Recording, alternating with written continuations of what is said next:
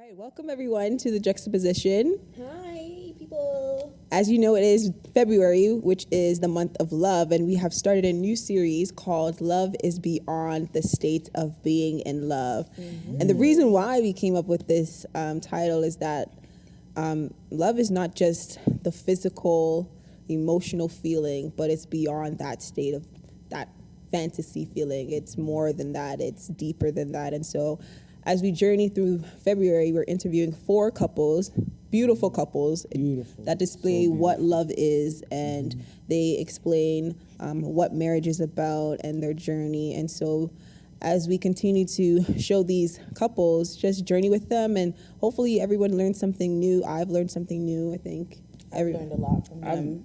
Different couples, lot from 1 year to 31 years. So that's a lot of knowledge and wisdom. So Yeah. So that's I it. learned a lot too. Oh, well, yes. So as you know, this is the Juxtaposition, and this is Love is Beyond the State of Being in Love. enjoy.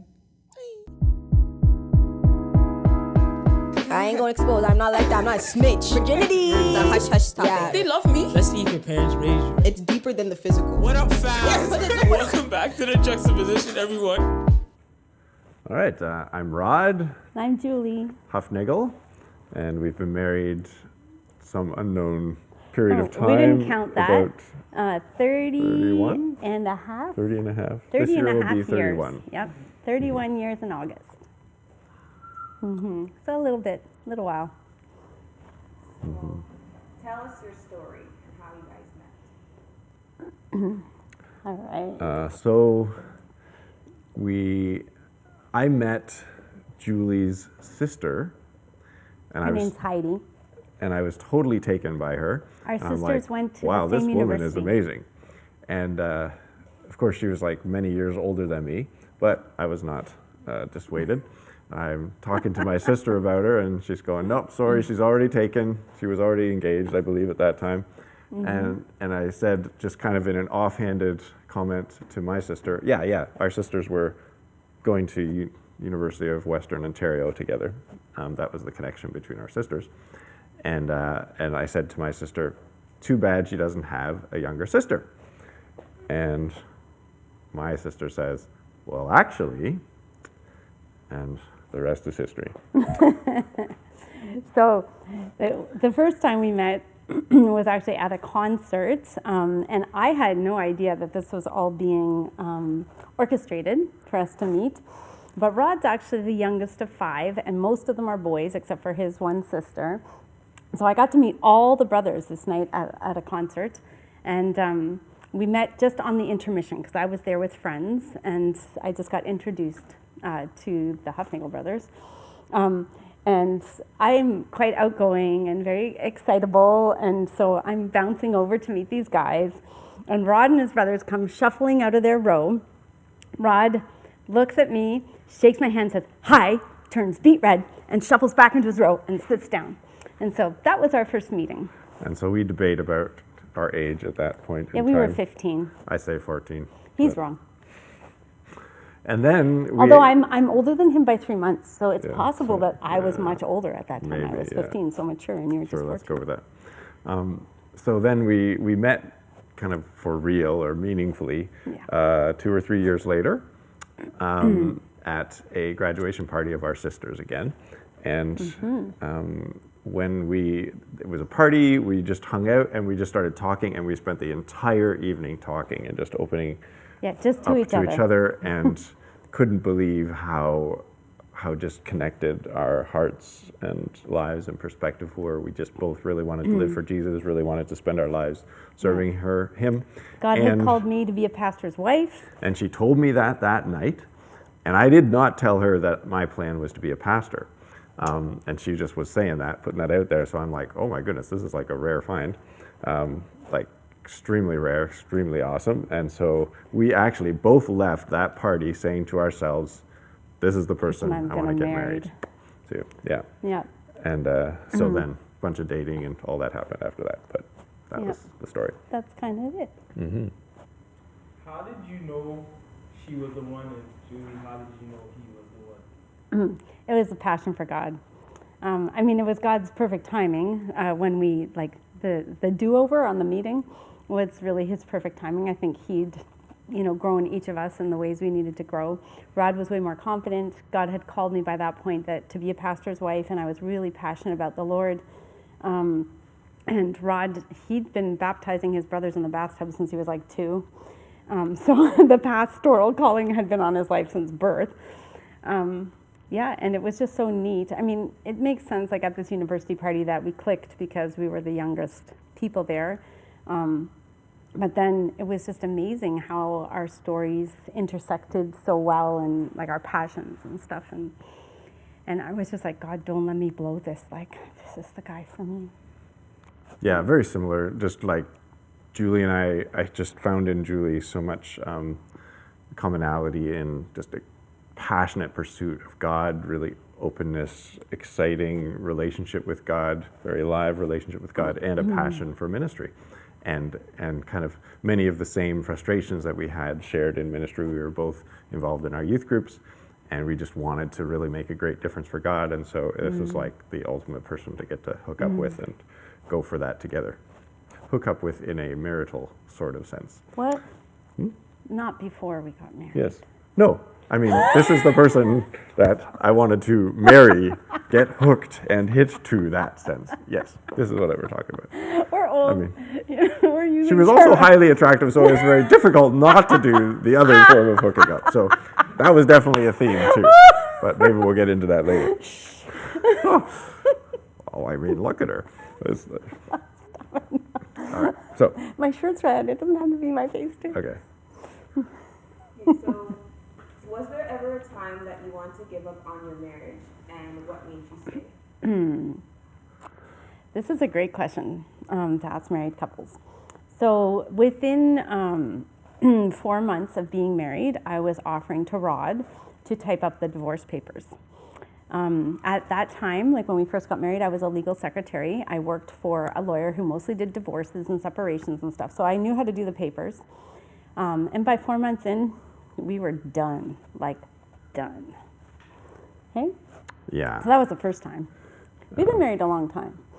Yeah. And so I don't know how far into that you want to go, but it was, yeah, we just had really deeply broken hearts about how our relationship had gone. We had like a phenomenally awesome Dating and dating courtship. and engagement time, and we just did so many things right that we would advise so many people to do.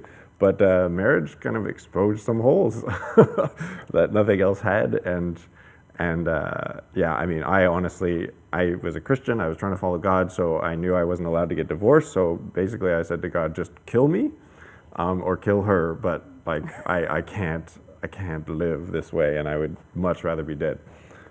Yeah, so that was the first time, and it was really God that kept us together, and fear of God. Like to me, marriage needs point. the fear of God. If you're not going to stick together through a marriage unless you rightly fear God and go, I have to answer to God someday for what I do in these. Before Him, and God takes a vow really seriously. So definitely the fear of God. Not any good feelings, or not even hope. Not really hope. At the No, time I was going that to say there wasn't something really would hope work out either. and be better. It was the fear of God that we didn't want to get in trouble with God for breaking our vows. Mm-hmm. Yeah. Yep. So we stuck it out. God graciously helped us. We found our way kind of back to. Well, we had to grow up. That was part of it. Like I'd say one of the biggest things that was exposed was our own like immaturity and selfishness. Yeah. And marriage is great for that, to show you what a selfish human being you are. Amen. Because now you suddenly have to. Like I'm saying it for myself, that I got to know how selfish I was and how selfish you were. It was very eye-opening. Yeah, very eye-opening. And so we had to grow, and thank God He helped us to grow together through it, and to keep clinging to Him and asking Him for help. And He didn't kill one of us. So instead, He helped us work it out and keep going. Mm-hmm. They say the first 5 years is the hardest. You mentioned that the first 4 months you were going to get a divorce. Yeah. If possible, can you tell us why that was the case? What happened in the first couple months? Yeah, so actually more like the whole first year was the most brutal for a large span of our marriage. So do you want to speak to that so that you can explain that a bit? Or do you want me to kind of simply summarize it? And Yeah, can you summarize and I can tweak add? it? So Okay, so there I would say I the think there first was two themes. I have. Yeah. I changed my mind. Okay. Well, I just think that the selfishness and immaturity, those were definitely big parts of it. So that's all I wanted to say. Just that kind of set us up. So a lot of this stuff we didn't understand for a long time, like many, many years deep into our marriage when we were doing some counseling together. But at the time, there was kind of these two factors in my view. One is that Julie was taking the pill, and that messed with her. Like it messed with her emotions and her just kind of her outlook on things, and so she was a different person than she had been really before altered that. me, like psychologically. Yeah. I would say, like I really was. I became violent. Like I'm feisty, but I guess it took the positive, parts and accentuated the negative or the extremes of those, or it took the negatives and accentuated the extremes. And so suddenly, like a lot of the closeness and safety and stuff in our marriage was like it was just gone. I was harsh, and it was like, it was scary, and we didn't know what was going on. And then add on that the fact that we're young, we're selfish, we're immature, like those kinds of that didn't play into our strengths. Yeah, and so then the other, to me, key factor, like in large strokes, was that before marriage, I had pushed Julie physically farther than she wanted to go. Like we were both still virgins and very much that way, even in any general sense. And but physically, she had not felt safe with me and protected. And so that there was like some vicious payback now in our marriage. Yeah, in intimacy. Yeah. Because I did, so now suddenly in our marriage, like she just was freely pushing me away. And but I probably couldn't have expressed at that time. Yeah, no, what we was didn't going on. even Like, comprehend this took, for like maybe 10 like years into 10 our to marriage 15 when we years, got into counseling, and then our counselor was able to like kind of open up the doors for us and help us see where we had caused damage to each other and how we needed to forgive each other and grow. Yeah. So, and that was even, I was, as Satan always often does with the ways that he attacks us, he makes use of past pain and past difficulties, and that was pressing on soft spots and sensitive spots for Julie. Like my treatment of her was already just kind of playing into that hand that Satan had already been doing with her. And so here we were in a marriage that was just very cold and a lot of just hurt, a lot of... We did have some good moments. Yeah. Like it wasn't all like horrid. But it was pretty bad. But you kind of didn't know what was going to hit, so it's very volatile. So, So lots of mess, right, to get us started. So hearing that response, what comes to my mind is the stigma of mental health. So is it possible if you could talk about, have you ever dealt with mental health in your relationship or even physical health in your marriage? No, we've never had mental health. We're still waiting for that. Yeah. You did say that, right? Have we ever dealt with mental health? Yeah, so no. Okay, so like once we figured out what was causing me to go all, I don't even know what scary monster to call it, but we flushed those pills. And I like. Yeah, we actually had a pill flushing ceremony. That was so great. that was really awesome, and then it was a matter of realizing that there was a lot of rebuilding that had to happen, and that it took time for it to all get out of my system and me to become the person he thought he was marrying. So and just a lot of healing, right? Because a lot of hurt had happened through that time, back and forth. and so both of us had so much recovery to do, and just it required time. It required a lot of rebuilding trust and kind of digging out of the pit, deficit the that we deficit. created. Yeah, thanks. Yeah, and I think too, like we were in a small group. I know our small group helped us. That's a long time ago to remember, but like we had people we would open up to and talk at least to some extent about it. Yeah, but I hope you don't mind me saying this. I'm just going to be open and vulnerable for you. Thanks.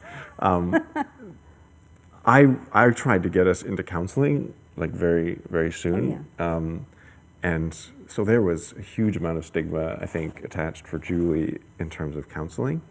And so we were married 10 years. it took a long time before she was willing to. And I wish I'd said yes sooner, because counseling was awesome. I recommend it to like every individual married couple. There's no wrong age to get counseling. Probably most of us need it like once every few years. Yeah. Because having a neutral person who's trained in understanding and asking the right questions just helps to open up your heart and heal it. Yeah. And especially if it's somebody who loves Jesus, because Jesus is our healer. Mm-hmm. Yeah, so that, that was another way we kind of paid a very big price for not being able to address those things sooner. As a couple and just openly. And then the question was about mental health in our marriage. So I then also went through a really significant depression But that's a number of years back as well. But that was like about 20 years into our marriage, just roughly, broad strokes. Was that right? Yeah, 15 to 20. 15, I don't know, something like anyway. that. I can give you the dates if you need them. But so that was a very difficult road to walk, because I was super depressed and kind of checking out in most emotional, relational ways, and Julie was trying to carry it along without me. Yep. Really present and reporting for duty. But And- we made it through that too. Yeah, thank God. So, how has being in these experiences strengthened your relationship, and how has God changed throughout your marriage, like to you? Well, God is not a genie in a bottle.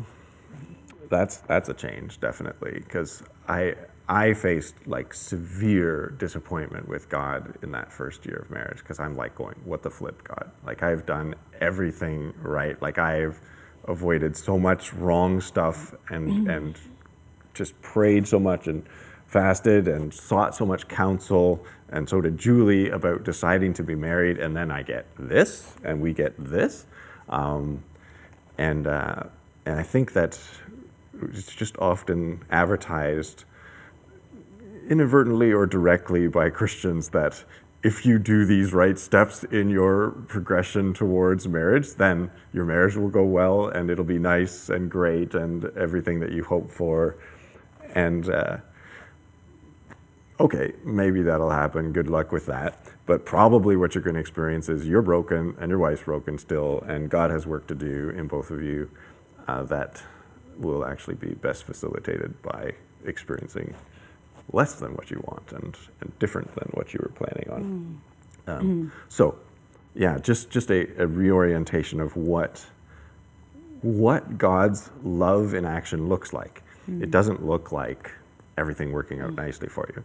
And if you expect that, at some point you're going to bump against reality. And we certainly have multiple times. So that's one way it's changed. I think something that I've learned through our marriage about God is just how faithful He is. Like when you get married, you're counting on having a partner for life and someone that you get to hold hands with and walk through all these experiences with. But when your relationship isn't going well, like when you have burnt a lot of bridges by beating him up and yelling at him a lot, or when he's too depressed to get out of bed for a couple of years, those are the places where I discovered that, God doesn't change, that God is always faithful, that He always is there to walk with me, that when when my spouse, when Rod couldn't be there for me, like to pray for me or to comfort me, God was always there to care for me and to walk with me. And there's great, I think my trust in his faithfulness and, that God's love never fails, that I'm convinced of through our experience in marriage. Yeah, another thing that both of us, like as we talked about your questions and prepared, one of the things that really stood out to us was how our marriage has taught us a lot and deepened our appreciation so significantly about God's forgiveness. And one of, to us, like the greatest benefits to our ability to relate well, and I believe anybody's ability to relate well in a actual meaningful relationship, is connecting the forgiveness you have to give to your spouse to the forgiveness that God is already giving to you, and has given to you. And so, like, one of the things practices that we started early on in our marriage, like just on our individually, I would just ask myself, okay, this horrible treatment that my wife has given me that just is incomprehensibly bad and painful for me, how have I done something similar to God? And how has he had to forgive me for that? Like, how much did it cost? How hard was it for him? And things like, you want to talk about pain in marriage. One really big pain in our marriage was just her not wanting me sexually, physically, for a lot of times and large spans of time. So, wow, that like hurts. That's like seriously powerful rejection. And especially when you're a Christian, because you just get one. Yeah. Like there's no options, right? And so as I kind of forced myself to go, okay, so how has God wanted intimacy with me and wanted to be super, super close with me, as close as possible with me, and how have I pushed him away? How have I avoided it? How have I put it off and gone, well, yeah, I know you want that, but maybe later, maybe, and so I think if you reflect carefully on that, anybody can see it, or maybe just ask people for help, and you'll be able to see, like, it's pretty horrific how we treat God, and how much intimacy that so that's just one example, but it's all over the place. Whatever kind of thing you need to forgive your spouse for, God can show you how he has already forgiven you way more for that same kind of thing. And to me, like, so what has it done? It's just greatly increased our ability to appreciate God's forgiveness and the value, how God's forgiveness looks to us. It really hits home. It's not just conceptual. It's like, wow, okay, I've felt how hard it is, how much it hurts, how hard it is to forgive that, and that's what God has given to me. So his forgiveness just shines so much more. Yeah, I think in giving us a greater appreciation, like when we've hurt each other, like, so you're sitting there in so much pain from what someone else has done, or what the closest person to you has done, and then to reflect on that pain and just think, God, did I hurt you that much? Like, I hurt so much right now. How could I have made you feel that way? And it just gives you such a greater thankfulness that Jesus saved us, that he really did die for us, and again and again he holds out this forgiveness and this grace. So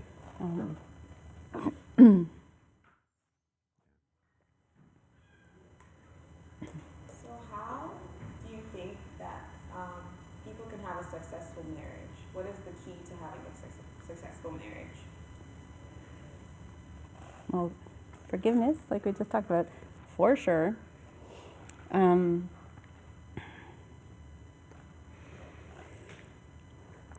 Yeah, we were discussing that. Like, that's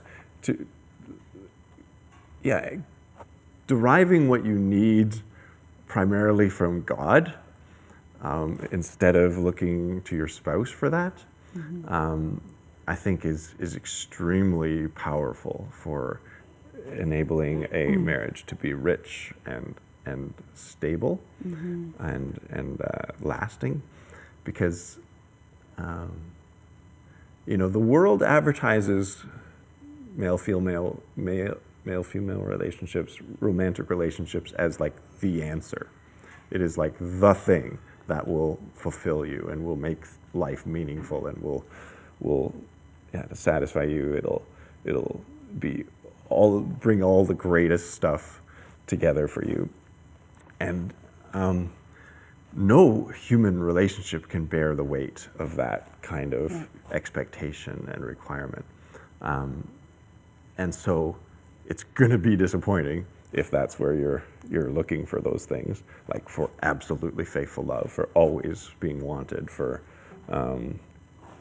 always being safe. Trustworthy. Yeah. Like so many things. But I would say, like, we've said so many things about, about needing to find your hope in God. And it's so true. But I would like to say, like, we're super in love and we have a great relationship. So we're not pitching this, like, just try to endure being married because it's really terrible. That's not at all the message. But if it is terrible, if you've got your foundation in God, He'll get you through the terrible. And if it's great and you have your foundation in God, then you're giving Him the glory for what's great about it, and you're being thankful, like super thankful for those great times and those experiences. Yeah, well, and the finding your hope in God and finding your source in God, like really meaningfully, deeply, not just like as a trite saying, but that you are drawing your life and your sustenance from Him, then your marriage will be automatically improved, no matter what it's like. And so, like for Julie and I, we feel like we live in a place of just astounding abundance in our marriage, because like God has just poured so much life and so much love and so much security into us that we have an abundance to pour into each other. And it feels abundant. And you want to be attractive to your spouse, spend time with God. Like, seriously. Every morning we're both up having our quiet times. There's nothing hotter than a man who's walking around praising the Lord. We got to go now. It's so funny. Seriously, it's so attractive. Like, he just really loves Jesus, and there he is, just praying his heart out, and like, that's who I want my spouse to be. I want him to be somebody who's running after Jesus. That's where he starts his day, is in the Father's house, Mm-hmm. Yeah, and just if you prioritize this relationship with God, you get like, and your spouse does that. Like, you're getting the very best possible spouse then, and you're offering them the very best possible spouse, like by astronomical levels. So there's just so much related to that we can give each other. I would also say, like, if your marriage isn't, what you really want it to be, and we can always see how the other person can improve greatly. We're really great at that. You can hone in on, like, the things that really bug you, and oh my word. But I think the best advice, like, that I can give is you can always work on you. And no matter what your spouse is doing, you can be part of the solution to improving your marriage and making it a terrific place. Because if you're running after Jesus, if you're seeking God and you are seeking to grow you, no matter what happens with your spouse, your marriage will get better, because God will change your perspective. God will change you in ways you didn't know you needed to be changed. You'll just see that other person with the eyes of love that Jesus has for them. And that'll just make it better, even if they don't change in all those ways they need to. Yeah. Right, Hen? Amen. About you changing. Yeah. Mm-hmm. So what are your hopes for the rest of your marriage? Wow, Grandbabies. That's a cool question. Oh, sorry about that, Chris and Delvin. That's not really a marriage thing, is it? But like, you get married, you have kids, and so it's slightly related. Yeah. Hopes. Sorry, can you say the question What's the again? hopes for the rest of our marriage, or the future of our marriage, or something? That's a beautiful question. I like that. I hope that I will help Julie, like, blossom just all the more into like what God has made her to be, because she's like a really remarkable woman, and I'm like daily impressed by her. Like, and I no kidding, multiple times a day I'm thinking, thank you, God, that I have this woman in my life. Thank you, God, that this is the woman that's parenting my kids. And like, there's just so many beautiful character traits that she just displays Jesus' heart so beautifully. And she's like super talented. And so like my hope, one of my hopes would be that like I can just pour into her, encourage her, push her forward, such that she would just be able to live that out more and more fully, and just be unhindered by any of the things that that are currently holding her back. Like that she could grow, get more free, get more confident, get more opportunities, and to me that's part of this image that God gives in Ephesians 5, I think, of Jesus washing his bride with the word and just making her pure and beautiful.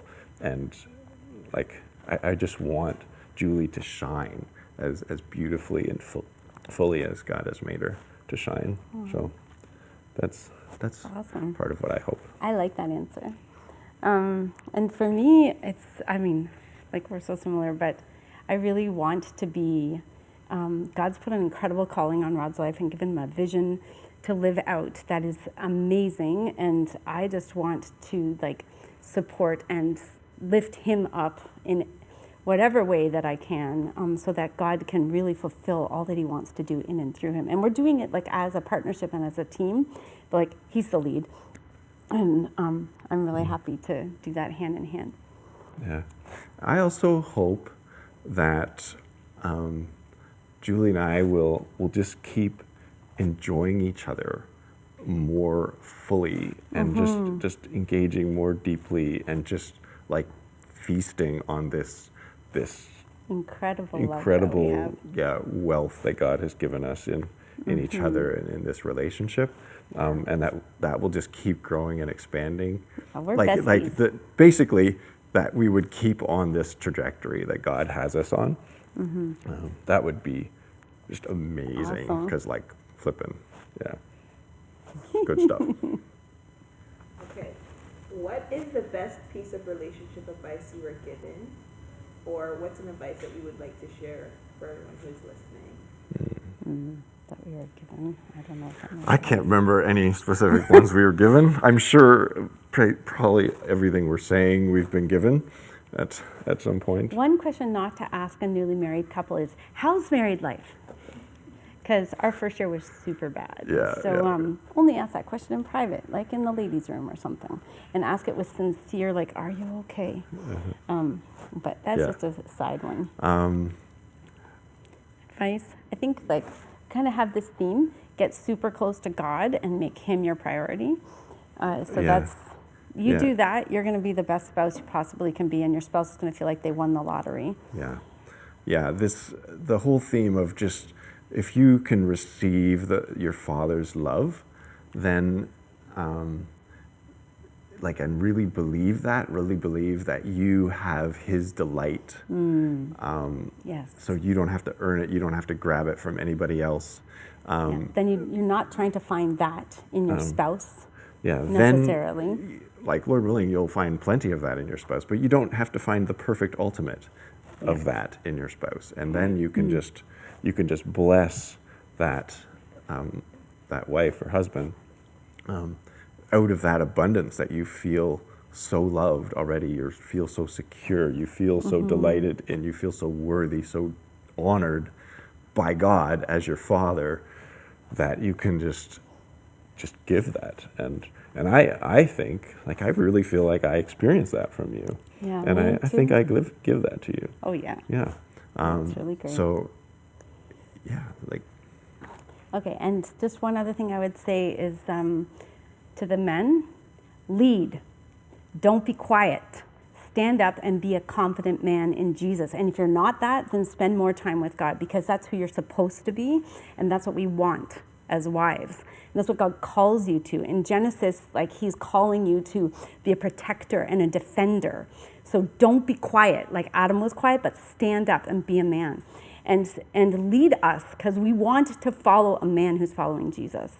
And the other thing I would say to the women is, you get a man like that, and following is just not a problem, because God's called you to be a princess warrior who has his back. And you can have the back of a man who's following Jesus with all his heart. That's what I would say. Yeah. And even if he's not following God with all his heart, you can have his back. You can stand up for him, and you can fight for him in prayer and in the beautiful ways that you image Jesus and his grace and his goodness and truth. Amen. Yeah. Are you going to ask us, like I wanted to... You want to answer another question? Well, I'm not sure if now's the time to say it or not, but I'll just say it now. So as we talked, it kind of maybe doesn't seem that big, but to us, it seems like a major theme. And it's this, just being super affectionate.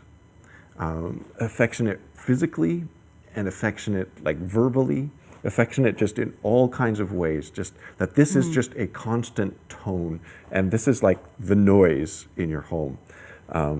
Like, for example, I think we probably say thank you to each other maybe 20 times a day at the least, like every single day, saying thank you for this, thank you for this. Every single thing that we do for each other or that we notice, we say thank you for. It doesn't matter what it is. Like, thank you for making the bed. And that's a huge one, actually, because nobody wants to make the bed. But thanks for making the eggs. Thanks for putting that away. Thanks for dropping that off. Thank you so much, for jumping in when the kids are having a problem. Thank you for going to work. Thank you for staying home from work. Thank you Thank you for supporting me when I had a bad day. Like, you name it, say thank you for it. Like, thanks for putting your shoes away. That sounds silly, but it can make a big difference. And then affection, like to the point where your kids are saying, get a room, and you're like, well, we have one, so. But no, like literally showing physical affection, like in front of children, that's really important. They need to see this is what a healthy relationship looks like. They get so much junk on the streets, at school, on videos, on the television. Show them what it's supposed to be, like deliberate. And basically, anytime we talk to each other, the conversation ends with "I love you," whether we're on the phone, whether we're in person. If we see each other, we're hugging each other, or we're like, there's a pat or a touch or a look. He still gives me butterflies, 30 years in. Yeah, so I think that kind of tone, like, is just like a beautiful environment to have in your home. Like, we're just always saying positive stuff to each other and expressing positive stuff. And so then the negative stuff has a lot better context to be in. It's like you build your bank, and then when the conflict hits or whatever, you're not depleted below zero. Your bank took a hit, but like just build it back up again with the thank yous and the love. Yeah. So that's some advice. Well, and that's all, folks. Thank you, Rod and Julie. This was a great one. Woo! Yeah, thanks.